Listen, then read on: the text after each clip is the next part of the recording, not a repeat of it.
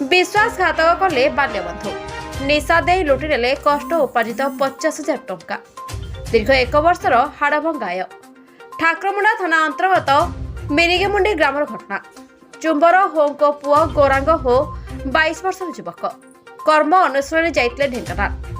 दीर्घ 1 वर्ष आय को संचय कर रखिथिले घर दायित्व थिला 22 वर्ष युवक गौरांग होंको मुंड उपरे 3 दिन पूर्वे घर को फेरी आसुची बोली परिवार को खबर देथिला गौरांग घर को फेरिला बाटरे डुबुरी छकरे देखा होइतला निज बाल्य बंधु 2 दिन सांग घरे रहिबाको मिलिथला सादर निमंत्रण अंतरंग बंधुक अनुरोध को भांगी पारलेनी गौरांग 2 दिन रही जाइतला निज सांग मानक मेଳରେ निज सांग मानक सहित 2 दिन रहिला परे गौरांग बाहरिथिले निज घर को सांग माने बाइक रे छाड़ी दे बोली कही 2टी बाइक रे बाहरिथिले 4 जण बेस आलाप मेला परे फेरिबा समय बाटरे खाइथिले जलखिया ठीक सेतिकी बेले पूर्व प्रस्तुत योजना अनुसार गौरांग जलखिया मिसाई देथिले प्रचुर निशा औषध फकीरपुर एक मंदिर में शुआई देथिले बंधु गौरांग को ब्याग्रे थिबा 50,000 ऊर्ध्व टंका सहित आशयपत्र लुट नहीं पळाइथिले अंतरंग बंधु माने